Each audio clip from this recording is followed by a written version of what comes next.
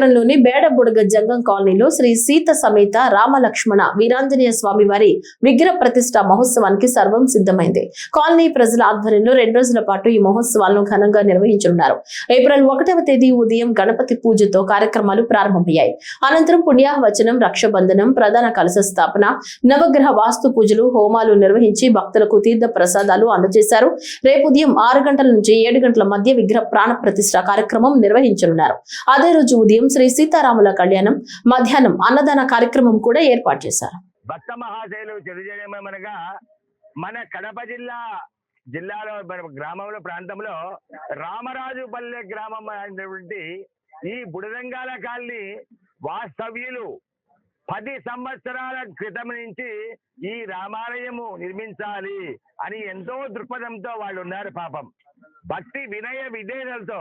కానీ ఆ రామచంద్రుల వారు ఖండించలా.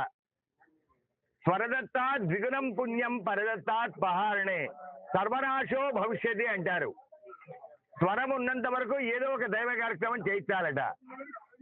స్వరం లేని తర్వాత పైన భగవంతుడు అనుకుంటా అంట, చూడు నా బిడ్డ శ్రీరాములు నీ ఉన్నప్పుడు రాములవారి ప్రతిష్టకు కూడుకున్నాడు కదా, సేవ చేశాడు కదా, నేను కూడా నా బిడ్డను క్షేమంగా చూసుకోవాలి. అలాంటి దృక్పథం గలవాడే రామచంద్రుడు. రామానంట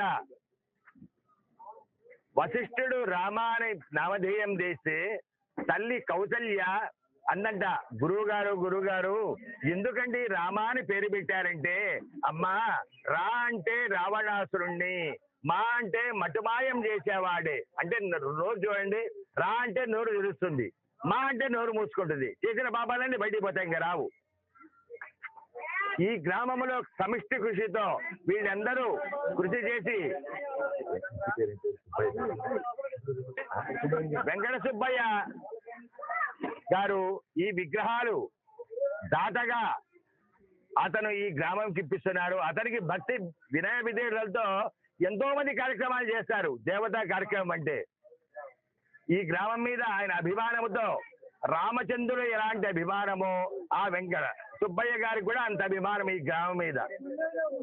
విగ్రహదాతగా రాముడు, లక్ష్మణుడు, సీత, ఆంజనేయ స్వామి, వినాయకుడు, ఎంతమంది దేవతలున్నా అగ్రపూజ్యుడు గణపతే.